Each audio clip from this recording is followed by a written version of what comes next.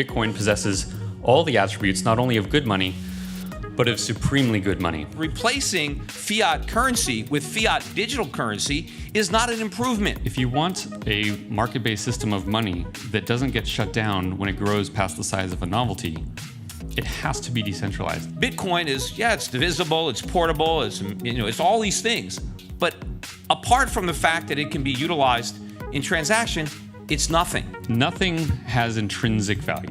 Intrinsic value is a meaningless term because value has to be subjective in the eyes of the valuer. The bottom's going to drop out of the market like all bubbles, and everyone's going to want to sell. There's going to be no demand. There's going to be massive supply. The whole thing is going to implode. Welcome now to the main event. Arguing for the affirmative on the resolution, we have Shapeshift CEO Eric Voorhees. Eric, please come to the stage.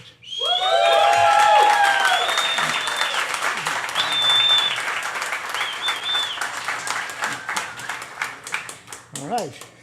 Arguing for the negative, we have Euro Pacific Capital CEO Peter Schiff. Peter, please come to the stage.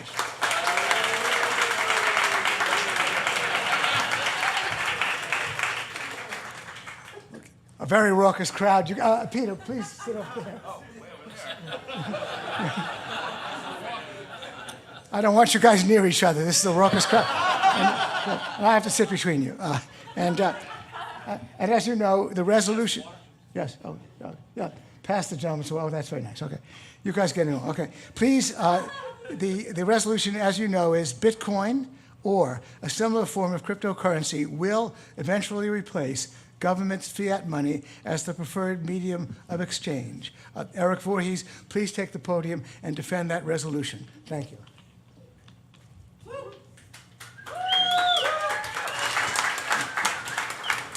All right. Hello, everyone. My name is Eric Voorhees. I'm the founder and CEO of Shapeshift, which is a leading digital asset exchange. It's available nearly everywhere in the world other than here in New York, because New York is quietly suffocating under a depressing pall of statism. The question of who's more socialist, New York or China, would perhaps be a good topic for a Soho debate. I'd like to thank Gene Epstein and the Forum for hosting the debate. I would also like to thank Peter for agreeing to spar with me here this evening. Peter is someone that I've looked up to for a very long time. Back in 2008, prior to Bitcoin, I listened to Peter's podcasts every day while driving to work.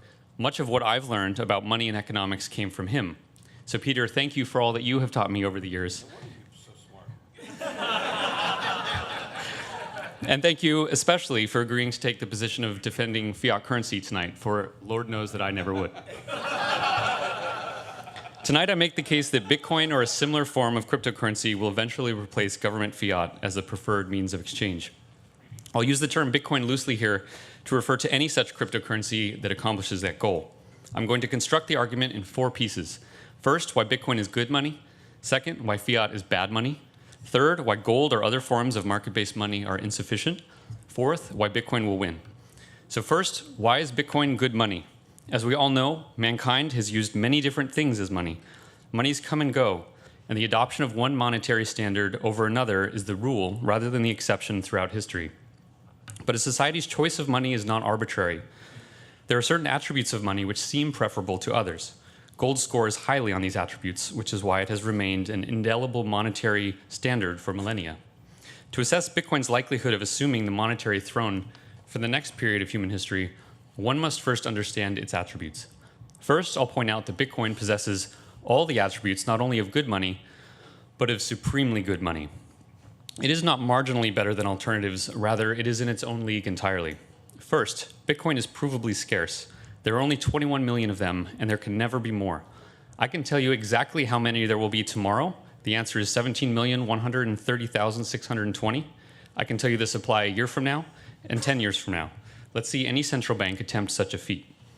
And yet, while scarce, Bitcoin is easily divisible. One Bitcoin can be cut into 100 million pieces and recombined at will. In terms of divisibility, Bitcoin wins hands down over both fiat and gold. Bitcoin is also durable. A Bitcoin exists as a ledger entry, backed up on thousands of computers around the world. Certainly, if the internet went down, you'd be unable to use Bitcoin, but that is also true of your credit cards, PayPal, banks, and any other form of modern money. So Bitcoin is at no disadvantage to fiat in this regard. Bitcoin is fungible. Each Bitcoin is worth the same as every other. It is recognizable. Every Bitcoin wallet can quickly attest whether a Bitcoin is legitimate or not. A Bitcoin cannot be counterfeited. Unlike with gold, it cannot be filled with tungsten. And as one of its greatest attributes, Bitcoin is highly portable. You can send it anywhere on Earth for very little cost. It moves across borders with ease. It has no concept of borders. It has no weight. It has no smell. It has no physical body that can be blocked or apprehended. Indeed, it is the only form of money today which can be moved at distance without trusting a third party.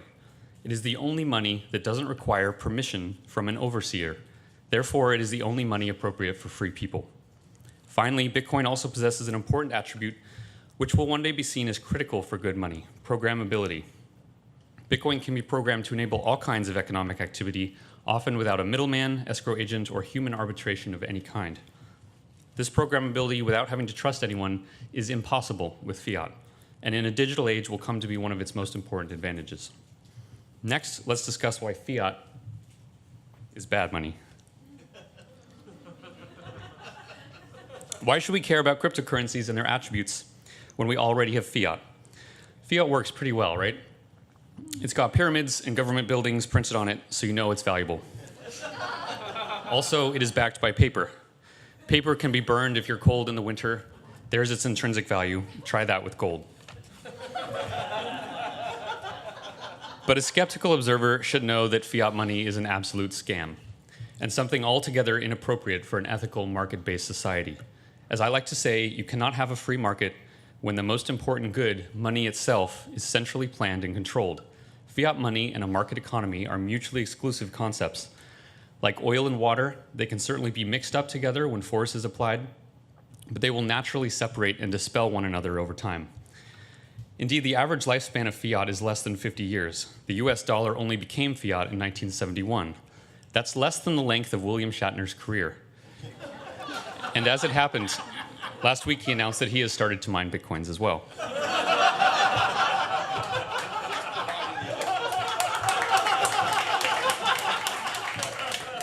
Regardless, when examining its specific properties as money, most ways fiat is unimpressive.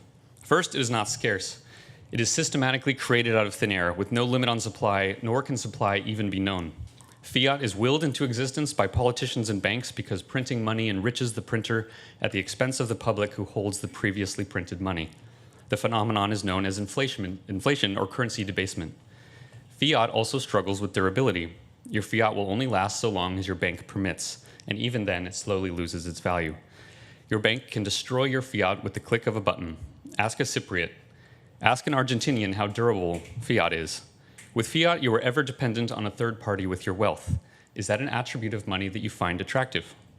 Some people are comfortable with it because they trust their government, but requiring trust in politicians seems a poor foundation upon which to build a prosperous society. Finally, fiat is not nearly as portable as Bitcoin. Try to send an international wire right now. You can't because it's after 5 o'clock. How quaint is that? You can try tomorrow morning as long as it's not Sunday, because apparently God doesn't want you to use the financial system on the Sabbath. But even when successful, you'll discover it takes 3 to 5 days for your wire to arrive. You often have to physically go to the bank to do this. You have to fill out a form on paper while someone making $15 an hour takes that info and types it back into a computer. Why do people put up with this nonsense? Indeed, it is faster to strap cash to an anvil and FedEx it to Tokyo than it is to send an international wire. Do you really think that that system is going to outcompete Bitcoin in an open marketplace? And you can only send fiat if you have permission. Try to send it to a family member in Russia. You'll be censored. Want to donate to a relief effort, perhaps, in Venezuela? Too bad, you'll be censored. Are you sending a suspicious amount? Your payment will be blocked, and you better get ready for questioning or outright confiscation. Yep, the Orwellian nanny state is alive and well, and fiat currency is one of its most insidious tentacles. Fiat has these poor monetary attributes because it is a tool and appendage of the state. It exists to serve the state, not to exist market participants. Its attributes as money are intentionally constrained and inferior so as to siphon wealth to the state through debasement and to surveil and control the behavior of the king's subjects. Remember that fiat means value by decree, not by merit. So why are gold and other alternatives insufficient? I love gold. I own gold, and I would like to own more gold. I understand why gold is good money, and Peter has done a great job of teaching such concepts to the public. But gold as a physical, heavy commodity cannot be efficiently used as money at scale. Imagine trying to run payroll with physical gold coins. Try to make change for a pizza with bullion.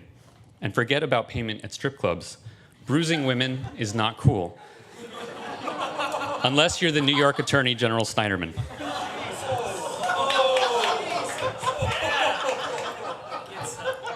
Suffice to say that gold, when in physical form, is impractical for commerce. For gold to work in a modern economy, it must be warehoused by a company, and then digital certificates or credits must be issued against that gold.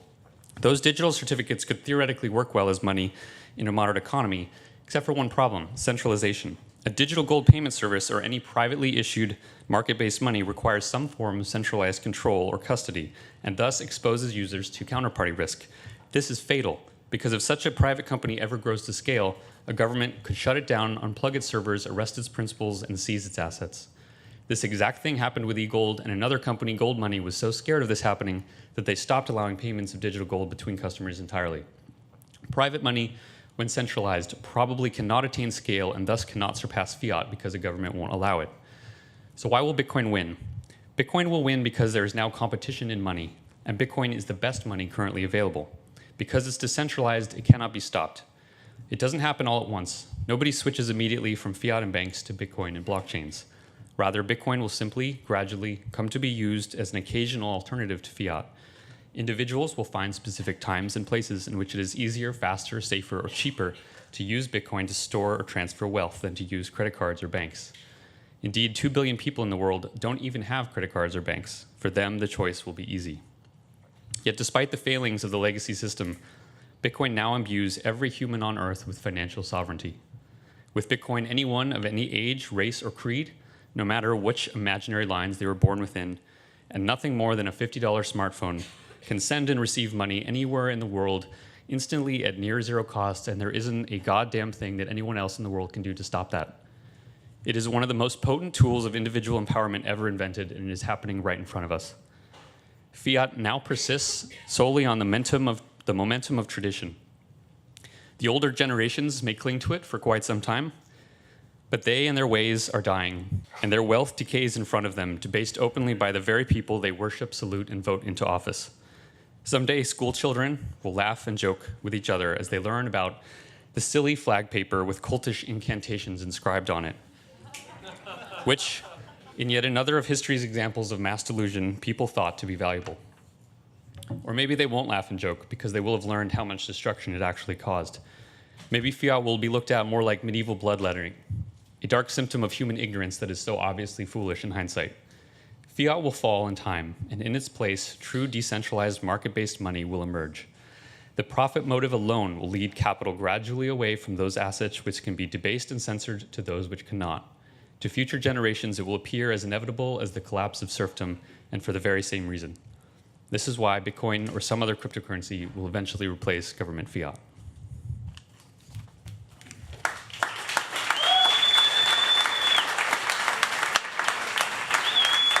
Peter Schiff, take the podium. Peter, arguing for the negative. Take it away, Peter. Yeah, thank you, Gene, for inviting me here. Soho Forum, Reason. I worked with Reason on the Occupy Wall Street video that I did. And Eric, thanks for dressing nicer than Max Kaiser, who was the last Bitcoin debate that I did. And I wish you could have persuaded me to buy Bitcoin a few years ago.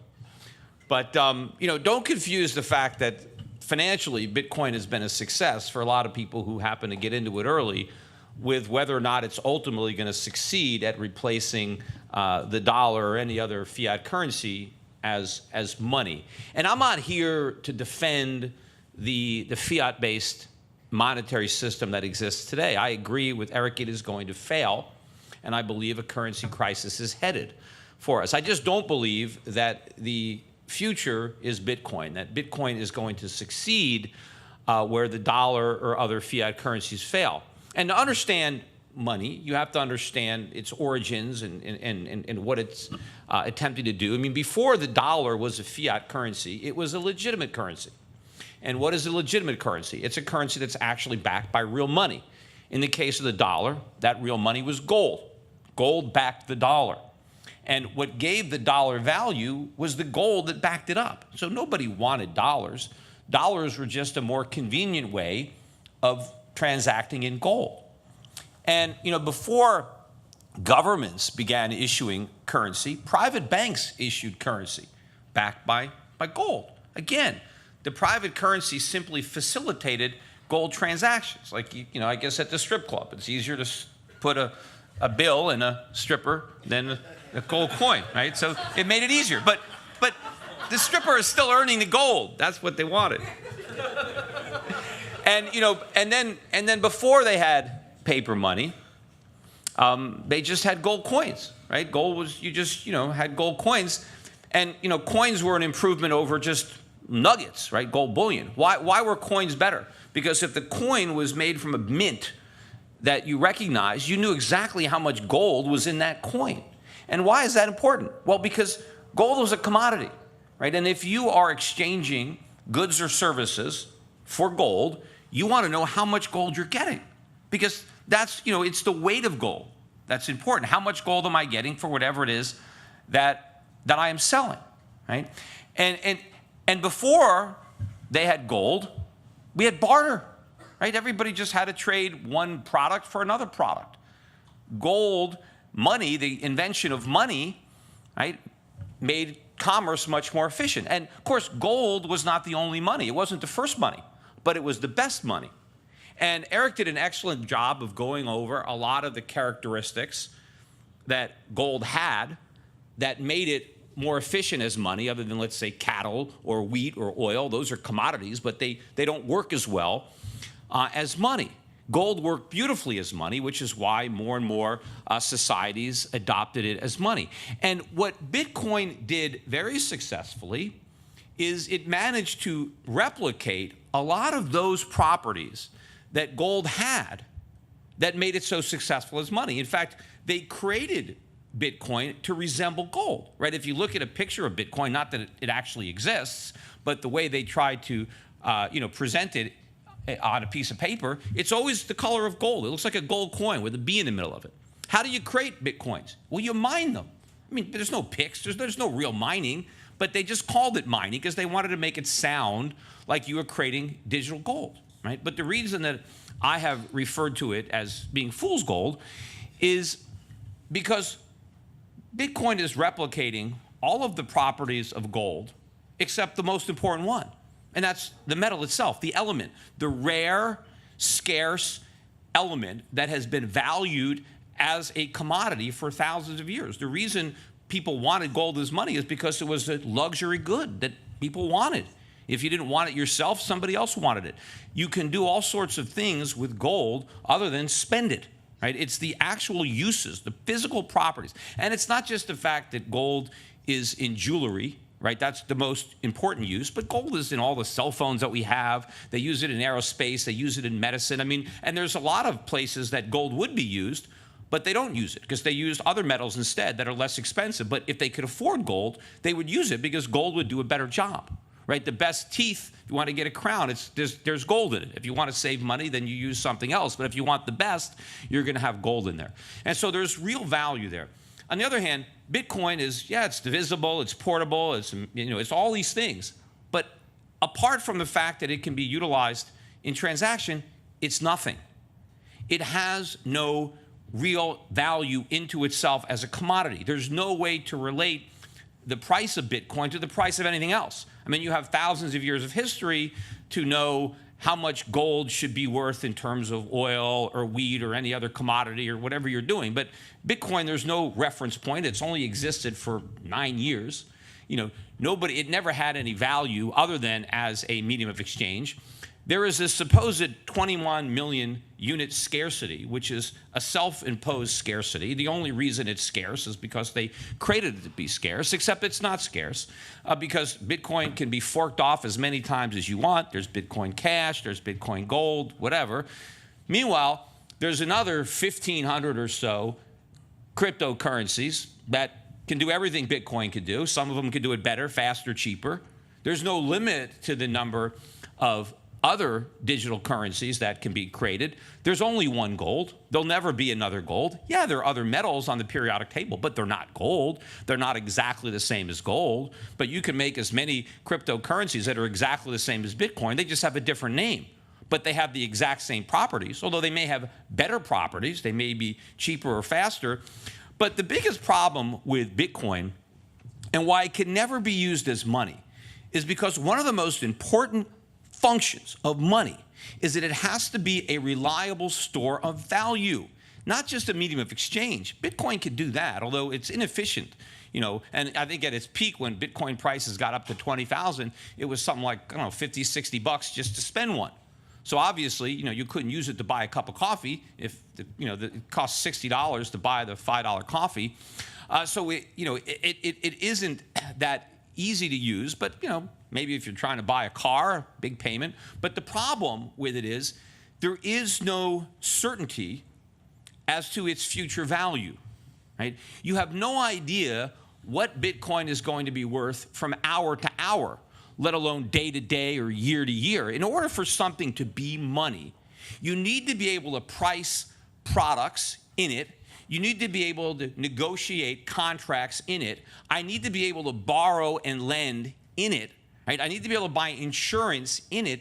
None of these things can ever be done with Bitcoin because nobody knows what, if anything, it's going to be worth in the future. Even Eric doesn't know. Eric, it could be worth $1 million or it could be worth nothing. That can't be money. You can't have a currency that has no reliable store of value. Now, you could say, well, same thing with fiat currency. Yeah, fiat currencies have lost value over time, slowly, and eventually they may collapse. But most people who transact in dollars or euros or yen have complete confidence in their value. They may acknowledge that they will lose value slowly, but they accept that. And you have all of the history of use, you have the socially accepted, you have prices, everything is denominated in these local currencies. And even if they're losing value slowly, they're losing value slow enough that the market can still transact in it. But there is no way to transact in Bitcoin. And if you don't like fiat currency and you want to use something else, it is very easy to use gold. As Eric said, you can have a company like Gold Money, for example, that has been, reinvented now more recently, now that Turk sold to BitGold and they changed the name to Gold Money. But you can have gold on deposit and you can spend your gold. You could transfer it very inexpensively to anybody who wants to accept it. You could break it down into grams and you could buy a cup of coffee with it for less money than it would cost you to buy a cup of coffee using your Bitcoin. Sure, Eric says, well, you have to trust a third party. Well, people have been trusting third parties with gold ever since gold's been money. It worked fine in 19th century America when people trusted third parties with their gold. Brinks is the third party that holds your gold at Gold Money. They've never lost an ounce of gold since they've been storing it in their entire 100-some-odd-year history. Now, could the government come in and maybe confiscate their money? Well, they haven't done it before. In theory, any government can confiscate anything, but, they have gold stored all around the world. Is every single government, is Switzerland, is Hong Kong, is Dubai, is Australia, are all these governments going to start seizing gold from every depository? But the idea to think that governments can't ban Bitcoin if they don't want to, you don't think governments can criminalize the use of Bitcoin? You don't think they can tell the banks that they regulate, you can't do business with anybody who's using Bitcoin? You can't exchange Bitcoin for any fiat currencies? They could put you in jail. They can make the penalty 10 years, 20 years in jail for getting caught with a Bitcoin. It's very easy for the government to criminalize it if they want to do it. I think they have more of a chance of criminalizing that than they would of owning gold. So I think in the end, I agree with Eric completely that the fiat monetary system that we have now is not going to work. But replacing fiat currency with fiat digital currency is not an improvement, right? It is still a fiat. What gives Bitcoin value? The only thing that gives it value is confidence. It's confidence that other people will accept it in the future. That's the same thing that gives the dollar value or that gives the euro or the yen, except with the dollar, you've got legal tender, you've got a whole banking system and a society that's built around it, and the government requires every American citizen to pay their taxes every year, and you have to pay it in dollars. So if you don't want to go to jail, you have to have dollars to pay your taxes. Nobody has to have Bitcoins for anything. Right now, people want Bitcoins because they think they're going to get rich. Why do they think they're going to get rich? Because they think the price is going to go up, because they believe that one day it's going to be money. It's not money now. It's not being used as money now. It's being used as a speculative asset. But the speculation is that that's going to change in the future and that one day it'll be money. But that is a promise on which Bitcoin nor any other cryptocurrency is ever capable of delivering. So ultimately, if you want to go to the future, you got to go to the past. The future of money is gold. And if gold is going to be digitized, if we're going to have a gold-backed cryptocurrency backed by real money, just like the initial banknotes used to be backed by real money, then that can succeed. And that is the only type of cryptocurrency that can succeed. But all of the cryptocurrencies that exist today, whatever 1,500 of them that are backed by nothing, are no better than the national cryptocurrencies that they're hoping to replace. Thank you.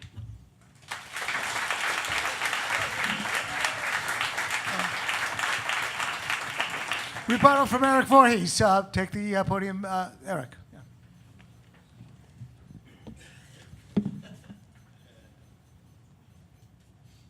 All right. So, Peter covered a lot of topics. I will try to remember most of the points that he was making and address some of them. First of all, I think we should cover for a second this idea that Bitcoin has no intrinsic value. This is a word, this intrinsic value, that I think a lot of Austrians have struggled with for quite some time. Nothing has intrinsic value. Intrinsic value is a meaningless term because value has to be subjective in the eyes of the valuer. Something that you think is intrinsically valuable, for example, like water, because all of us have to drink it, is only valuable if there's a human there that's thirsty. If there's a human there that's not thirsty, the water is not valuable at all. Before humans roamed the earth, gold had zero value whatsoever. There was no species or no sentient life that thought that that mineral was valuable to them. So value is subjective. Value comes when the person doing the valuing finds a good reason or purpose for that thing to use. This is true of gold. This is true of Bitcoin. Second, if there is such a thing as intrinsic value for the sake of argument, Bitcoin's intrinsic value, in this sense, comes from its payment network. And Satoshi did an injustice, I think, to the system by calling both the payment network itself and the unit of account, the currency, both have the name of Bitcoin. The payment network is the only way in the world that you can send a transaction to someone else in a decentralized way where no one can stop it, between any two people on Earth, no border whatsoever. It cannot be censored, and it is really cheap to actually do it. If that isn't valuable, then I don't know what is. Now, you may say it's not worth the price that Bitcoins are going for today, and that would be a valid argument. But to say that that system, which was the first in history to allow two people at distance to transact with each other, is not valuable, flies in the face of reason. Second, let's talk about volatility for a second. You are totally right that Bitcoin's current volatility would make it a very poor use of day-to-day money today. I will see that point absolutely. But volatility is not an aspect of Bitcoin which is intrinsic to it. In other words, volatility is what happens when the market is trying to decide on its value. Bitcoin is new, it is small. Over time, it will achieve stability, just as it has. When I got involved in 2011, it would move 50% in a day. Today, it's a big deal when it moves 10%. And I think 10 years from now, it'll be a big deal when it moves 2 or 3%. Stability as a market asset is earned with time. You cannot design something to be stable. So while Bitcoin is definitely too volatile today, I think that problem is self-correcting. Next, I want to address the multiple coins as inflation argument, which is that Bitcoin's not really scarce because there's all sorts of coins that can be replicated from it. Just as gold is scarce, and I can't make the claim that there are other metals and thus gold is not scarce, I don't think that you can make the claim that just because there are other cryptos that means Bitcoin is not scarce. You can copy the code, but the code is not the network. You cannot copy the hash power of the miners. You cannot copy the infrastructure of all the wallets and all the companies that operate on the Bitcoin network. You cannot copy the brand, actually. You cannot copy that reputation that Bitcoin has earned in time. And we don't need to debate this on a theoretical level. We have actually seen this happening. So when we last debated, Peter, a few years ago in late 2013, there was about $10 billion as the entire market cap of Bitcoin.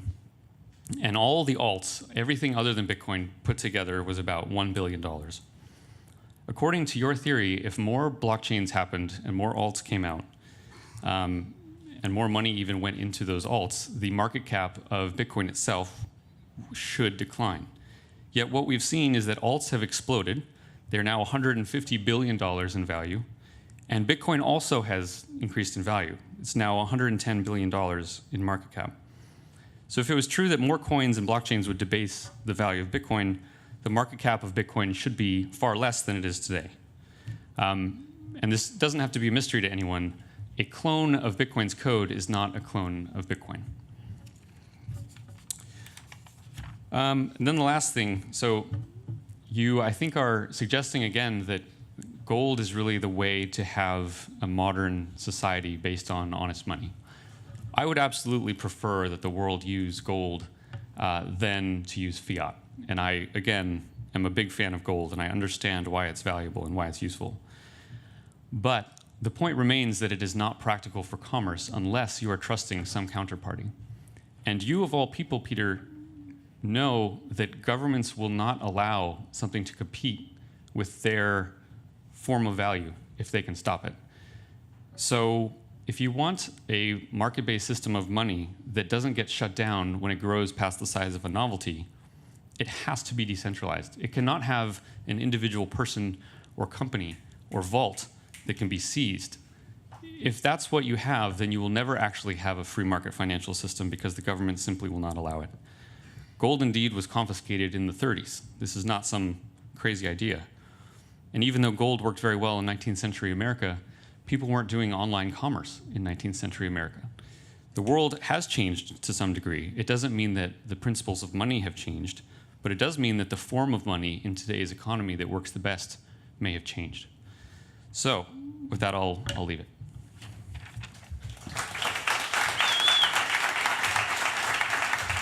All right, a couple of points. First of all, let me try to go backwards.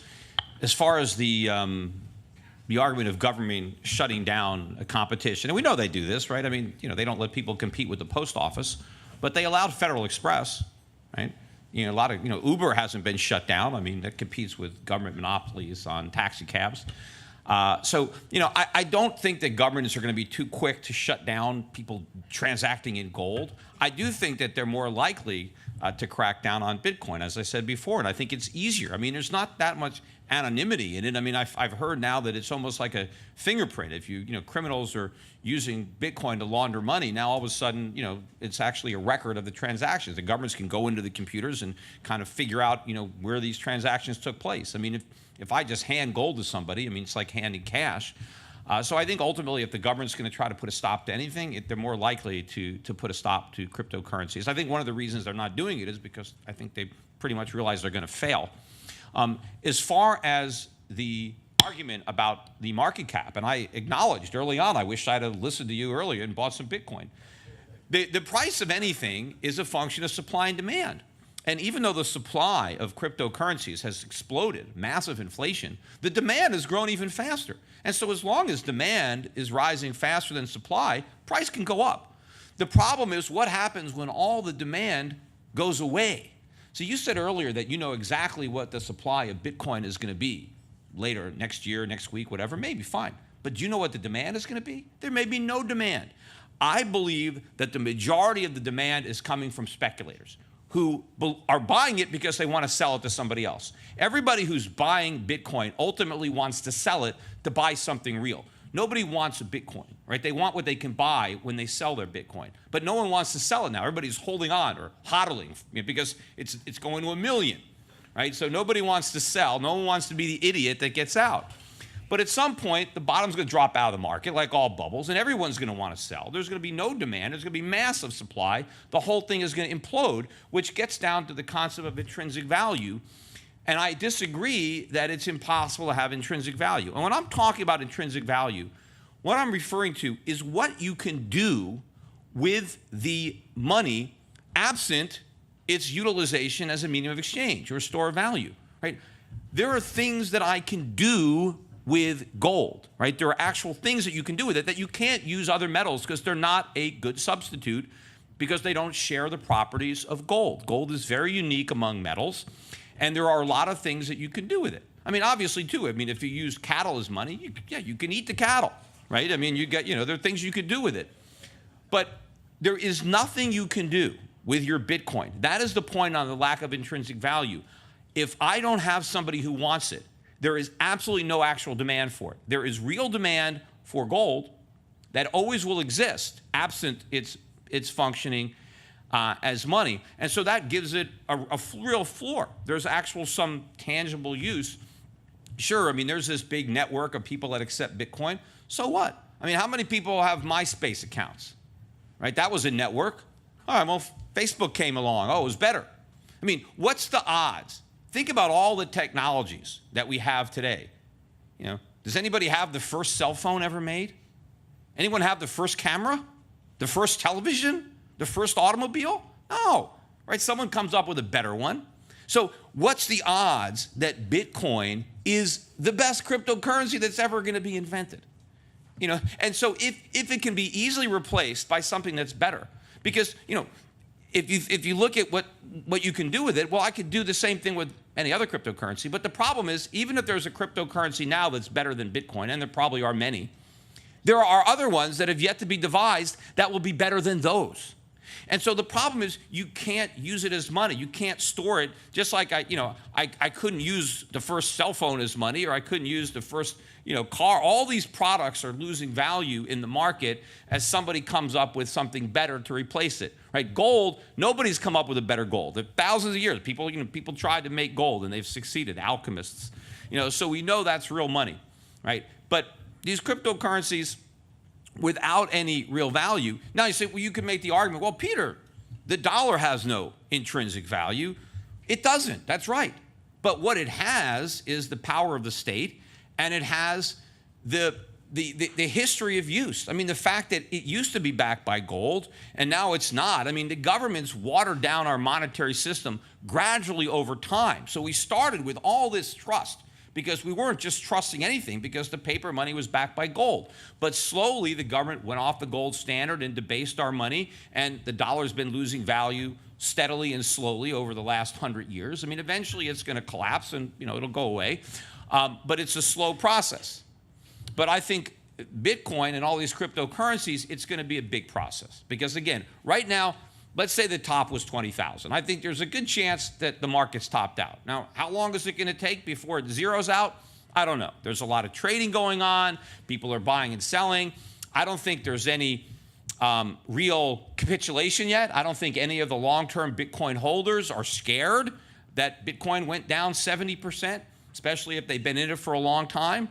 But there's a big difference between when your market cap is as high as it is now and you have a 70% drop, then when it went from $1 to 30 cents, when people lost their lunch money. Now you got people with their IRA money. You got people with big amounts of money in Bitcoin that got suckered into this mania between 10,000 and 20,000. And I think that, yeah, right now, Bitcoin's got a lot going for it because you got all these kids that are now, millionaires driving their Lambos, right? And everybody else has to tune out all the FUD, right?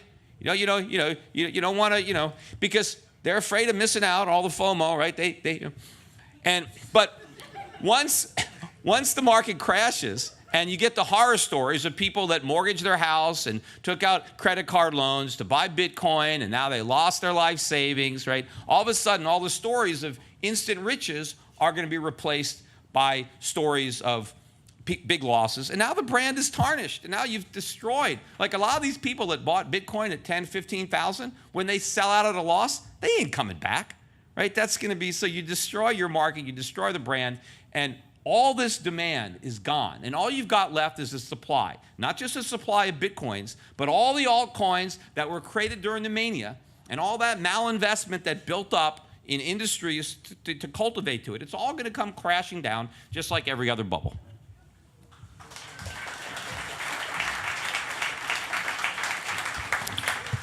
Thank you, guys. We are now going to the Q&A part of the evening.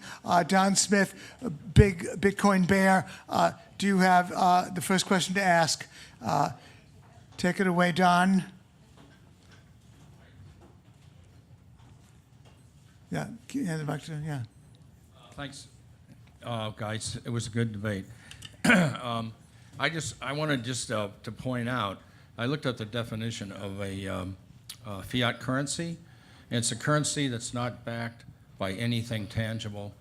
And a commodity currency is a currency that's backed by something tangible or a commodity. So I think it's kind of funny that we're debating how bad fiat currency is when Bitcoin, by definition, is a fiat currency. The other thing I would point out, so by definition, you have to vote no on the debate. I also point out that you can't really buy anything with a fiat, with Bitcoin right now to speak of. I mean, there's a few places, but and when people talk about hiding money or avoiding taxes, well, anytime you want to buy something, you still got to run it through a bank. I mean, when you sell your Bitcoin, where do you have the cash sent to? It's got to go to a bank somewhere. So I don't think it's a very effective way of hiding money. Or I don't even know why criminals would use it, because they have to run it through a bank. So maybe you can explain that to me. I'd like to tell a story. I have a friend who, his wife came in and he said, honey, I didn't want to tell you this, but about 7 years ago, I took all the money out of our piggy bank and I bought Bitcoin. And he said, really? He said, yeah. And it just hit 19,000. And we want the good news. The good news is we're worth $70 million. And he couldn't believe it. She said, the bad news is I don't know where the code is to get the money. And to this day, I keep asking him, did you ever find the code? And he hasn't found it. It's a true story, Don, right? That's a true story. It's a true story, yeah. And so I want to know, where'd that $70 million go? I mean, who got it? And the other thing is, how do you, what's that? How do you, a Bitcoin does take a lot to manufacture. I mean, you got to buy semiconductor parts, you got to use a lot of electricity, so you can spend a lot of money to create wealth, except when you're done, there's nothing tangible. So you spend money to get rich. Okay, Don, so I get it. Okay, all right, guys, so let's. Don, you asked some very good questions. With all due respect, I want to make one point, Don. The resolution reads that Bitcoin will eventually replace government's fiat money. That's the wording of the resolution. So it's government's fiat money we're talking about in this particular case, for what that's worth. Thank you for your questions, okay. Don. I think most of these look, you love Don, okay, Peter, but most of these questions are challenges to Eric. So Eric, you get first response. Go ahead. Yeah. Thank you, Don. Testing. Is this on? Yes, it's on. Yeah. Okay. So, regarding your friend, that's really tragic. I mean, if you want to know where that money went, it went to buy us all of our Lambos. Actually, in reality, the freedom that people actually get and the sovereignty over their money that they get with crypto comes with responsibility. Losing that code was that person's responsibility, and it really sucks. But this is why it's important to educate people on how to use Bitcoin instead of getting distracted by things like the price. Second, you mentioned your definition of fiat being something that's not backed by a commodity. I wonder if you get your definition of inflation also from that same dictionary, because I'm guessing that it's wrong. Fiat actually means value by decree. It comes from anything that is valuable in a marketplace because some legal reason causes it to be valuable. Dollars are fiat now. When dollars were backed by gold, they were not fiat. Bitcoin's value, even if you think it is the most speculative and stupid investment in the universe, that value does not come from any decree. It comes from its desirability in an open marketplace. Bitcoin is absolutely not fiat. Next, you say that Bitcoin is not backed by anything. That's because Bitcoin itself is a commodity. Gold is also not backed by anything. It itself is a commodity that people will find useful for one thing or another. Bitcoin is the same, and people will find it useful for one thing or another. So I think I addressed your main points on that. Yeah, my couple of points on it. On when it comes to fiat money, I mean, what Bitcoin has in common with fiat is even though a government didn't decree it as money, there's no law that requires anybody to accept it. What stands behind it is confidence and faith, that you certainly share a lot of confidence and faith in Bitcoin and its future. But I would argue that as a raw commodity, it has no actual utility, which brings me to a good point that I didn't get a chance to raise, and that is the incredible amount of resources in the form of energy that is required to create a Bitcoin. I mean, one of the arguments that people can have against the gold standard is that look at how expensive it is to get gold out of the ground. And then if we're just going to stick it in another hole in the ground and no one's going to see it or use it, it's an expensive way to run the monetary system. Now, I think those costs are small compared to the benefits of having sound money versus all the losses imposed by the fiat system. But if you're going to go to a cryptocurrency, at least find one that doesn't cost anything to create. I mean, why have to spend? It actually costs more money to mine a Bitcoin than an ounce of gold. And at least if I take that ounce of gold out of a vault, there is real value there. There's something I can do with that gold. I didn't waste all the resources mining it out of the earth. But the Bitcoin, once this Bitcoin bubble pops, all the electricity that was used to create those Bitcoins was a complete waste. We didn't get anything of value from all those valuable resources that were expended. And you mentioned William Shatner. What William Shatner is doing, he's got a power plant. And what he's doing is selling the power to the Bitcoin miners. He's not mining them himself. He's just selling these guys power so that they can keep on making Bitcoins.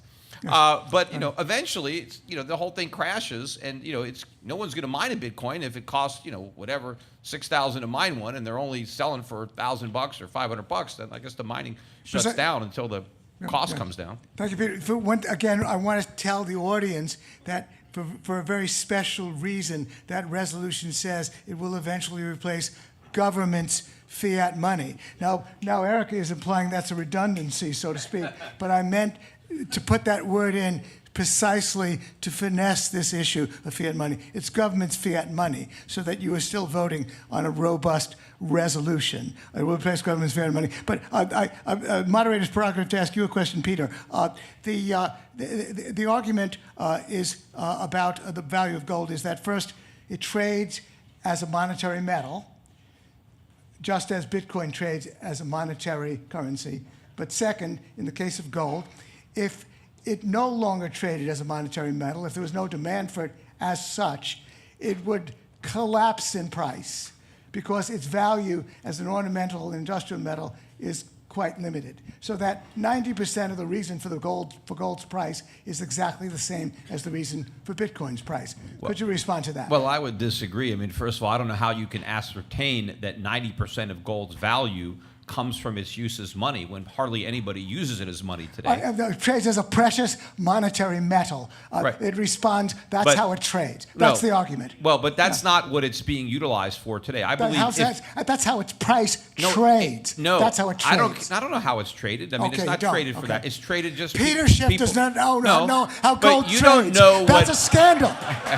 Bear that in mind. if somebody He doesn't know. if But go somebody ahead. is buying gold, you don't know. Yeah. I mean, you have a lot Yeah. of industry Yeah. people in there that are in the gold market trading. But I would say that if gold was priced as money right now, it would be priced a lot higher than $1,250 I didn't say an that, ounce. Peter. It I might said- be $10,000 an ounce. Right now, gold is basically priced for jewelry. It's not priced as money. It's not being circulated as money. It's not being saved. Central banks have some gold, but they probably have less gold now than they've ever had in their history. So I don't think there's much of a monetary premium currently built into the price of gold. Peter just made a fascinating statement about gold. We might have a debate about that. Gold trades as jewelry. Fascinating It trades statement. as a commodity. Yeah. It is not being. It doesn't trade is as a not precious being- metal. Okay. It is not being We understand. traded right now as money. Okay, we had your statement. And people are, portfolio managers aren't buying it as insurance. Nobody owns gold, right? If they Okay. want insurance, they use derivatives or they use something else. Okay, you made yourself. One final question from the moderator, from my moderator's prerogative, and now, sort of having to do with the degree to which the government can enforce its will with respect to gold or with respect to Bitcoin. The question for Eric, especially, Peter said that despite the fact that I think he sort of concedes, the government concedes gold. It did under Roosevelt. Gold was unlawful to own, and of course, obviously, it's difficult to hide gold wherever. It is obviously a physical commodity, much more vulnerable. But on the other hand, Peter said, well, but they can say to banks, everybody, look, you get caught trading Bitcoin, 20 years in prison. What about that? Yeah, well, the government could absolutely outlaw Bitcoin. Yeah. It's not Just gonna- as easily as It's- gold? Yeah. Well, more easily, because there would be fewer people that would resist that. Today, a lot of people still think that Bitcoin is just used by criminals because that's what the media likes to tell them. I guess I would bring up a few points on that. One is that governments have a super poor record of successfully banning anything. They can write on paper that you're not supposed to use it. I'm not aware of any time in history where that actually works. Murder itself is banned by the government, and yet people get killed all the time. Okay, just one.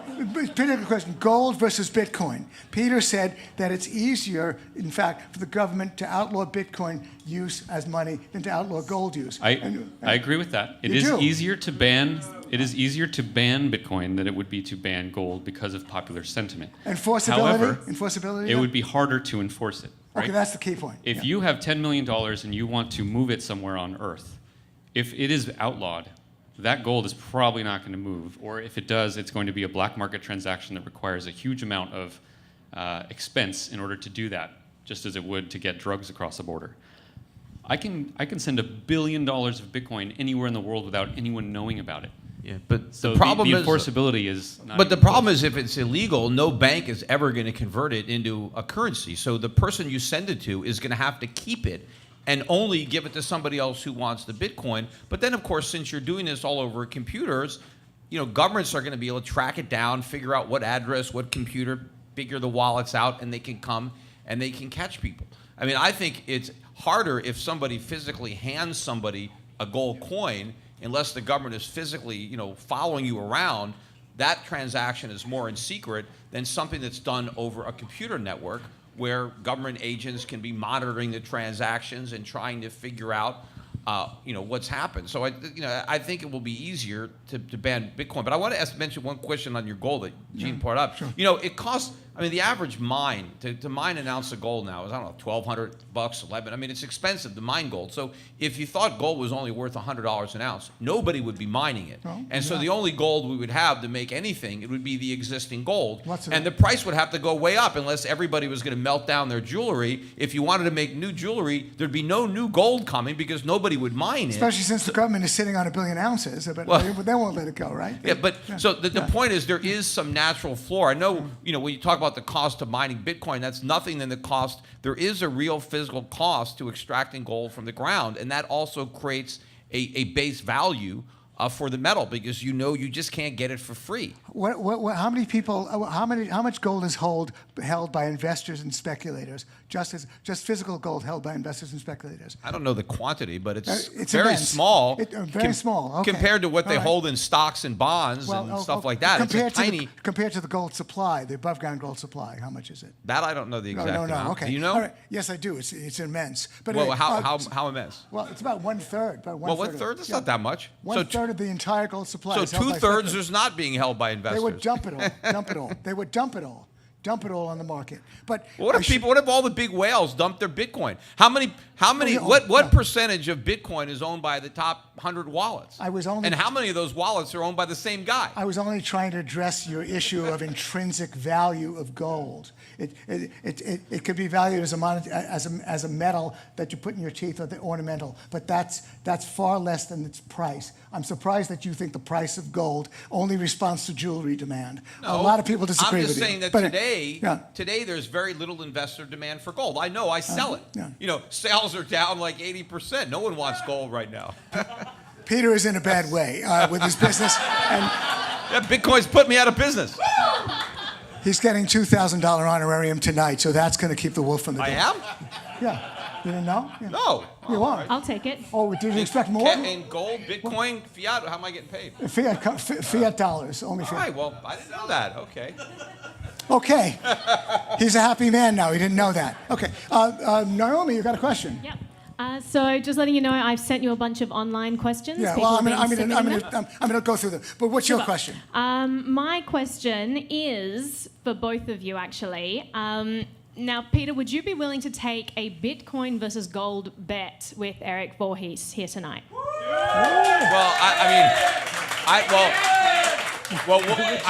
I think he's already betting on it, and I'm betting against it, so I don't know what the point would be of the bet. Put your money where your mouth is. What bet did you have in mind? Skin in the game. Yeah, just you guys could figure out the details yourself. But essentially, you would be shorting Bitcoin, and maybe you would exchange the value. Like if you foresee that in the future gold is going to be worth less than the comparative prices between Bitcoin and gold at the moment, then you would owe each other the opposite whenever the bet ends. I don't know. It's hard to agree on the exact terms because Bitcoin could go up before it goes down. I mean, I have no idea what bet you want to make. No, I have a You could throw one out there.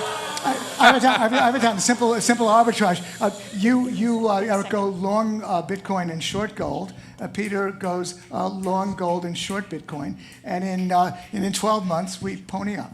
Well, that's a tough bet. I mean, you know, Bitcoin could double any moment. You know, they collapse to zero. Eric, John Smith will take that bet. I know he will. But the longer the time period, the more certain I am that I'm right. 36 months? The shorter the time period, you just Okay, don't no, know. this is one of those like classic Julian Simon bet. know. You don't How know. about 5 years? How about 5 years, Peter? Yeah, I mean, 5 years, yes, 5 years. I think. Okay, 60 months from now, we're going to meet. and we're going to send the prices. It's a simple trade, and you're going to put up your entire honorarium, $2,000, and you'll put up your $2,000 honorarium. As long as he doesn't put it up in Bitcoin. Put up, you know. Well, it's going to be a fair cut. We're going to arrange something. Very good suggestion, Naomi. We're going to work something out later. Next question. Hi. So much of both your discussion has been about whether Bitcoin should or should not succeed in this idea. My question is, what would it take you to become convinced of the opposite of your view in terms of, for Eric, Bitcoin will not succeed, not should not, will not. Peter, Bitcoin will succeed, not should succeed. Thanks. You got the question? Yeah, okay. Yeah. Play devil's advocate a little That's bit. a great question. Basically, what would it take for me to change my opinion that Bitcoin or some other cryptocurrency would replace fiat? If something better than cryptocurrency happened, right, like something that didn't use blockchains at all, but something that hasn't been invented yet that came along that seemed to be objectively better as a form of money, that could do it. Or if I think there was a 5 to 10 year period where the entire crypto market just slowly dwindled towards zero, I would have to assess during that time what was the reasons for that, but that might make me change my opinion. Short of that, these little bubbles that go up and down every few years, they don't bother me at all. Yeah, no, I think it's interesting too, though, Eric. You'll acknowledge that cryptocurrency might ultimately succeed, but it may not be Bitcoin. It may be some other cryptocurrency. Totally. In which case, Bitcoin would be worthless. Yes, totally possible. And for that very reason, I don't think any cryptocurrency will ever succeed, because I think if something can replace Bitcoin, then something will replace what replaces Bitcoin. Look, I mentioned earlier that Facebook replaced MySpace. In 2 years, Facebook will probably still be pretty big, but judging by the fact that a lot of younger people don't use it anymore, in 20 years, nobody might use it. Nobody knows, right, what's going to come up. And so Facebook shares, maybe they're a good speculation, but you're not going to use it as money. And as far as what could convince me, since I don't share your faith that the volatility will ever go away. See, Eric believes that at some point in time, even though Bitcoin is too volatile today to be money, that at some point in the future, it won't be volatile. I just can't make that leap of faith that the volatility is ever going to go away. I can't see that point. And I do think that if all the people who are holding Bitcoin ever got to the point where they actually thought it had topped out and was going to be stable, then they'd want to cash out. Now they'd want to start buying. You got all these people living in their parents' basements that are Bitcoin millionaires, and they have nothing because they're afraid to sell because they don't want to miss out. Peter, So I just can't, in my mind, see how it can ever stop going up or stabilize without collapsing as everybody tries to cash out. Yeah. Okay. We need to get rid of this word faith here. Okay. Faith? The reason that people that are in crypto is not because of faith. It's because they've actually used it and they've seen it work. They've read the code. They understand what it's doing. It is an assessment of a technology based on people's opinions of that technology working and using it. Some people, Not I think faith. a lot of people just own it because it's going up and they think they're going to get rich. You can equally apply that to gold, especially after the financial Not that many crisis. people think they're going to get rich in gold. Not anymore. And that's why you should be buying it. You don't buy what everybody else is buying. Both crypto and gold have a large degree of speculative froth around them, right? No, there's no speculative. Are there some gold speculators? Yes. Is it frothy? Absolutely not. The froth is not in gold, right? There's a lot of froth in a lot of assets these days, whether it's stocks or bonds or cryptocurrencies. But believe me, there's no froth in gold. No, I Wow. agree with that right now. There's not a lot of froth in gold right now, but there have been bubbles in gold, just as there are bubbles in crypto. And I don't think Well, it's not fair this big, but yes, there have been periods of time, I think, where gold got overvalued. 1980, when it had gone up from $35 an ounce up to $850, it was too high, and it pulled back, went into a long-term bear market. But not to the extent. The bubble that I think we've seen in cryptocurrencies, I think, is unparalleled. I mean, I think this is, when they write the history books and about bubbles, you have that popular delusions and madness of crowds. I mean, cryptocurrencies doesn't even need to be a chapter. It could be its own book. I think even if Bitcoin topped out at 20,000, it still the whole crypto thing might still be the biggest bubble we've ever seen. But it is possible that Bitcoin can make a new high. I'm not smart enough to know. So the bubble could, in fact, get even bigger. If we looked at the price of Apple shares from the creation of that company up to today, it will have gone through bubbles and it will be at stratospheric heights compared to what it was back then. Bubbles, bull and bear markets, but not bubbles. Why is Apple's shares not a huge speculative bubble that will crash to zero, but Bitcoin is? Well, the difference between a speculative bubble and just being overpriced, right? I mean, you can certainly make an argument that Apple is expensive, not based on its current price multiple. Based on that, Apple is relatively inexpensive.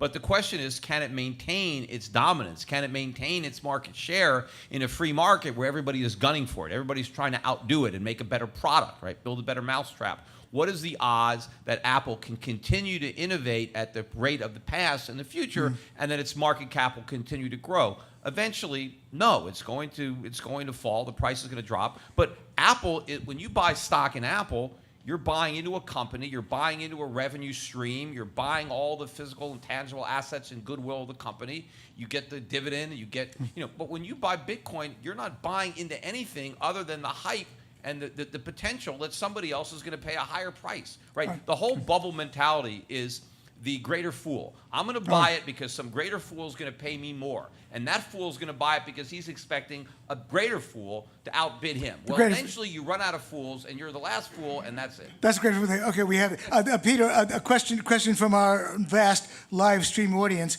This one that picks up on the other question about the hypothetical. The technology of gold mining. Let's say that gold does get recognized more and more as money, and it expands its price, doubles, triples, whatever. Are you saying that for all time, this intrinsic notion of yours that gold is always going to be expensive? Can they start mining it from asteroids? I've been told by some gold experts there's more gold in the ocean than we've ever mined in the history of the world. If technology takes off and we can suddenly double and triple the gold supply inside of a few months, what will that do to gold? Well, in look, terms of its scarcity? the gold supply has been growing, for thousands of years. What if there's a technological leap? Look, Asteroids, we've had technological Okay, leaps. yeah. We've already obviously mined the cheap gold. But look, is there gold in asteroids? Probably. In the I mean, ocean. I doubt. In the ocean. Yeah. Well, I don't know. I mean, maybe there's a lot of stuff in the ocean. I don't know what's down there. There's more gold in the there's more gold in the ocean than there is anywhere else. Go to There the is. ocean and try to get it. Okay. But I well, mean, maybe that's what people are going to do. Look, maybe there's a way to. Who knows what it's going to cost? Or as I started to say, maybe there's gold in asteroids. I doubt there's an asteroid that's solid gold. I mean, gold is very rare on Earth. It's probably rare all over the universe. And so if there's an asteroid that has some gold, there's probably not a lot of it. But believe me, if they're going to mine gold in asteroids, the price is going to be sky high because they're going to have to mine every last bit of gold on Earth before someone takes a spaceship up to an asteroid and tries to mine the gold up there and then bring it back down to Earth. I mean, that's going to be some expensive gold. And There is an immense amount of gold in the ocean, just as a matter of fact. But that is a question. Yeah. Yes, thank you so much. Just Gene, quickly, another great debate. Peter, guys are doing it. awesome socks. I really love them. Okay, just a quick question for Eric. I have a coworker who prays at the altar of Bitcoin, and I asked him a basic question, and I don't think he answered it adequately, so I'll ask you.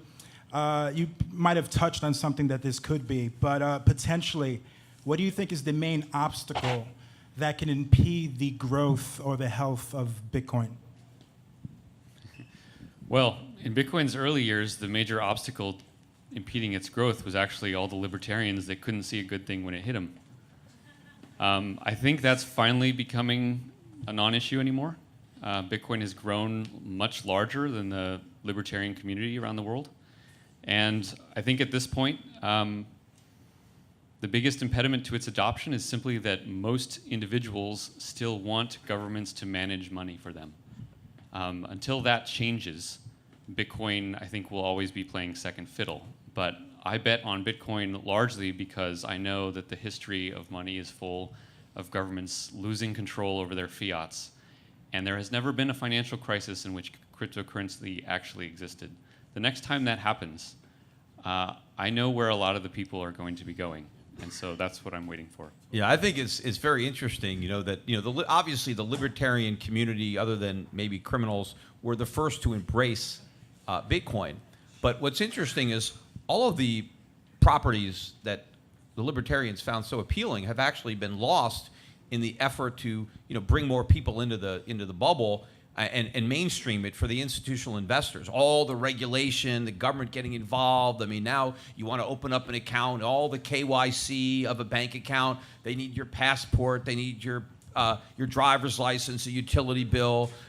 The transaction costs have gone up. The government oversight. It's not now this thing that you're operating underneath the radar, right? You're free from the banking system and Big Brother watching your transactions. And gone are the days where it costs next to nothing to transfer, the Bitcoin because the transaction costs have gone up. So I think Bitcoin has lost a lot of that appeal in order to get the hedge funds involved and the big money in. And I think that. I mean, this is great for the libertarians who got in early, and now they have somebody to sell to. They have it; they can cash out. But if they actually stop and think, what Bitcoin has become is not what they originally embraced. It's something entirely different. It's what they argued against. So totally disagree with that. Bitcoin Bitcoin has absolutely grown, and many more people are involved now than they used to be, and a much higher portion of those people are no longer libertarian types. And that's okay, that's kind of all part of the plan. To say that Bitcoin has lost its properties that made it useful in the beginning is simply not true. Well, not really useful. Well, hold on, kind of Peter. attracted the libertarians Hold on. to it. Now it's all the greed, and I'm going to get rich. Okay, that has happened both in gold and crypto, so I don't think that that's any different there. There is no government in the world that knows how many Bitcoins I have. That was true in 2011, and it's true today, and it'll be true 10 years from now. But gold has never been about getting rich. Gold is about not becoming poor, right? Gold is about preserving. Gold is about preserving wealth. It's a store of value. It is not a get-rich-quick scheme. People are not buying Bitcoin today to store anything or preserve anything. People are buying Bitcoin because they think the price is going to go up. So they're trying to accumulate wealth by owning Bitcoin. People buy gold in order to preserve the wealth they've already accumulated. Okay. Are you saying that there's not a single person that owns Bitcoin that did it for anything other than speculative fervor? No, I'm saying initially a lot of people got in for all sorts of reasons. But I would say that most of the people who have bought Bitcoin in the last 6 months to a year, most of those people were motivated solely by profit.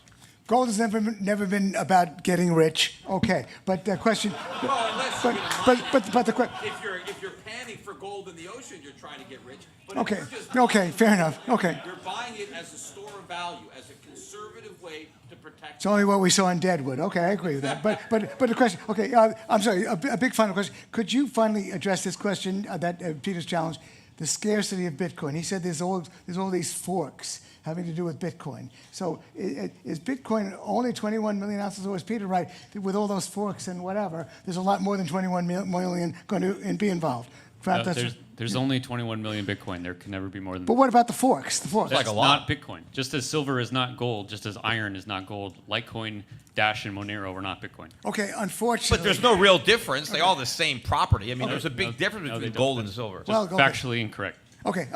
Unfortunately. What can I do with? All right. Well, if I was on a desert island with my Litecoin, what could I do with it that I can't do with my Bitcoin? You can do about as much as you could do with gold on a desert island. No, I can do a lot with gold on a desert island. Well, okay. I can melt it into a bowl. It's the old economist joke. Food that I find. I can bash something with it. You know. Time for that economist joke. Assume we have a can opener. The economist on a desert island. But that aside, guys, you were great, and you are going to now finally be able to give the final bashing in the 5-minute of summation. And so, Peter, as the negative, you go last, and Eric has 5 minutes to sum up. Take it away, Eric. Take the podium.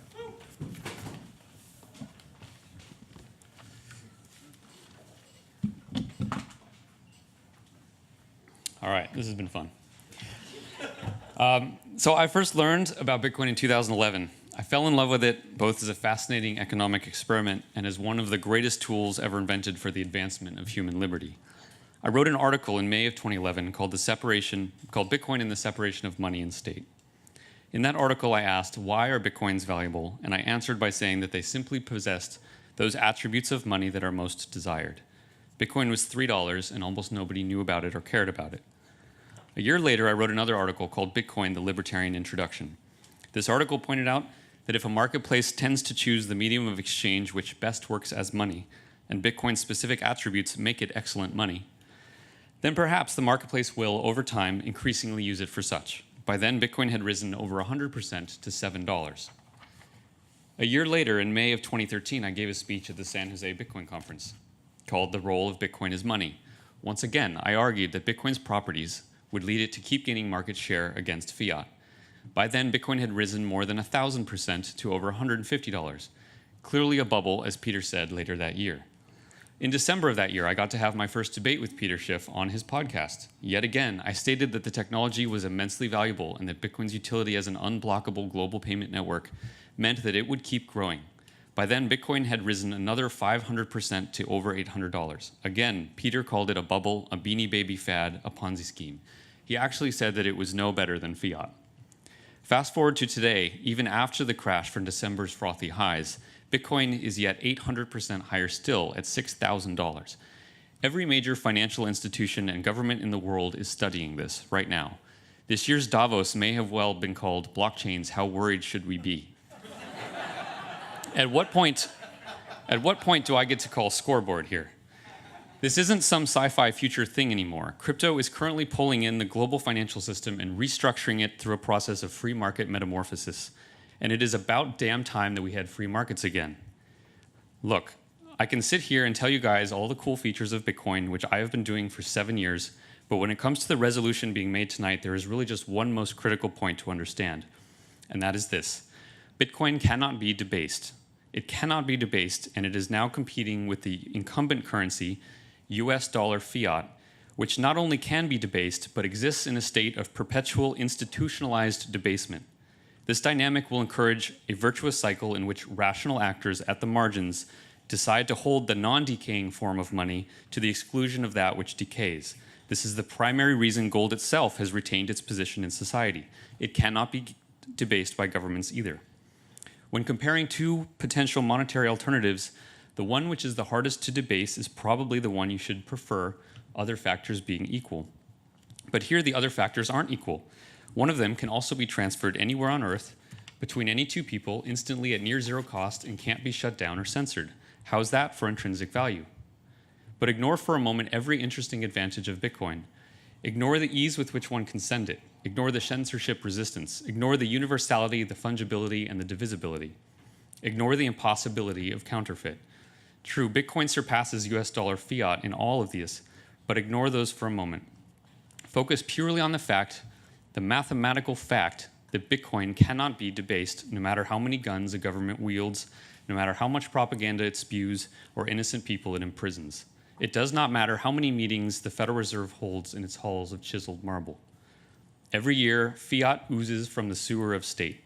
As a consequence, it has lost 98% of its value in the past 100 years. How foolish does one need to be to hold it over the next 100?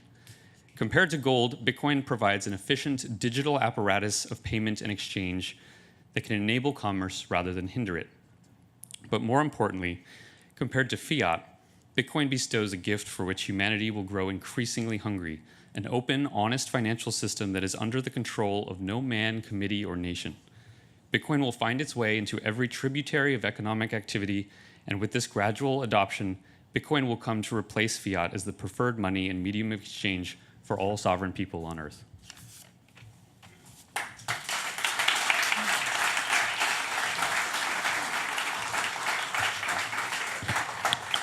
Well, as I admitted before, of all the bubbles that I have not participated in during my career, the one I most regret is Bitcoin. I mean, clearly, if there was ever a bubble that was tailor-made for me, that was the one, right?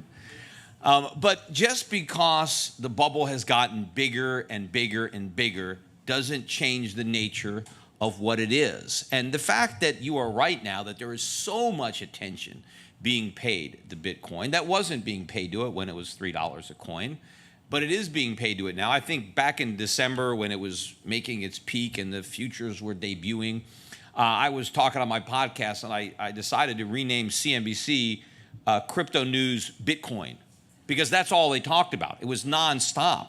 Of course, they won't have me on to criticize it. They won't have anyone on to criticize it. All they have is one person after another talking about how great it is and how it's going to keep going up. And I would suggest that when you have such mainstream, buying, that you've probably reached a peak. I mean, I brought my high school son here. He's got his friend here from high school, and they both own Bitcoin, although my son was smart enough to sell his. He sold his at 1900, so don't clap. But his friend still has his. But when the high school kids are buying it, look, it's not the bottom anymore. People still trying to tell me, it's the ground floor. Buy your Bitcoins now because they're going to 1 million. Look, I could, just because I didn't buy them at $3 or $50 or $1,000 or $5,000 doesn't mean I'm going to make the mistake of succumbing to the greed and buying into them now, because that's how all bubbles die. First you have the skeptics, they don't want to buy it, and then eventually they capitulate, they throw in the towel, their greed overwhelms them, and they buy in, and you make a top, and the market's going to collapse. And that's what's going to happen. I have a pretty good track record of seeing these bubbles, whether it's in the real estate market or the .com market. I mean, if it looks like a bubble, quacks like a bubble, walks like a bubble, it's a bubble. You talk about debasing, that Bitcoin can't be debased. The whole term debasement comes from taking a precious metal and coin and then putting a base metal into it, so you don't really get as much gold as you thought you were getting because you've got some lesser metal instead. Well, you can't debase Bitcoin because there's nothing to debase. There's no value there to start with. It doesn't matter if you had some other cryptocurrency because you've got nothing. And it doesn't matter, whether, I don't have all the Bitcoin that I thought I have, because at the end of the day, there's nothing there. I don't think that the current fiat system will withstand the test of time. I mean, fiat money has been tried and failed all throughout history. I don't think this giant experiment is going to succeed any better. As Eric mentioned earlier, we've only been on this fiat system since 1971, when the U.S. went off the gold standard, and prior to that, we convinced everybody to be on a dollar standard. But the reason the world held dollars was because the dollar was backed by gold, and not only backed by gold, but convertible on demand into gold. And so I think this experiment is going to end. It has done incredible amounts of damage. So I think it's going away, but I don't think we're going to go to Bitcoin or any of these other fiat cryptocurrencies. I think we will go back to where we were. I think the dollar will once again be backed by gold at some point, at some exchange rate, and maybe there will be private companies that will compete with governments by issuing cryptocurrencies backed by something. I happen to think it's best to back them by gold, but somebody could back them by some other commodity. As long as you have money that's backed with something of stable, reliable value that you can relate to other goods and services, then it can be the basis of medium exchange. I mean, modern technology does make it easier today. I would think that gold today, with the technology that exists, is easier for gold to function as money than at any point in human history. And that is the real advancement that we have. Whether it's blockchain or anything else, it's the ability to digitally transfer stored gold around the world, right? That's what is the evolution or the advancement of money. It's the improvement on what works. You don't need to reinvent something that works. Gold has worked as money since it was first created. In fact, the most prosperous period in American history was when we were on the purest gold standard in American history. And I think that hopefully America will re-embrace that monetary heritage once again, and hopefully the rest of the world will also enjoy the benefits of sound money and move off of the constant booms and busts associated with fiat money. And I think it's ironic that one of the booms and busts is in Bitcoin and cryptocurrencies. And I think that the crypto bubble is going to pop before the overall fiat bubble pops. And if anything, it actually might end up achieving the opposite of its purpose, because it actually might succeed in doing the one thing that you shouldn't be able to do. It'll actually succeed in making fiat money look good. Thank you.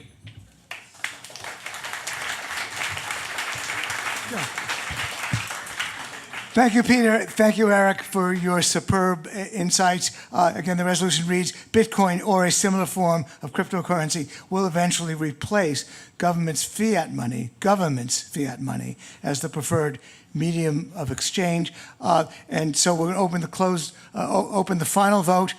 We are ready to close the vote, so could you bring me the results? And I will give it the Oxford style. Okay. Yeah. All right. The resolution was, again, Bitcoin will eventually replace government's fiat money as a preferred medium of exchange. The yes votes started at 40% and rose to 55% in the final. So Eric, so your side, Eric, picked up 15 points. That's the number to beat. Peter did not beat that number, went from 40% a little bit down to 31. So, Eric, you got the Tootsie Roll. Congratulations. Congratulations to you both.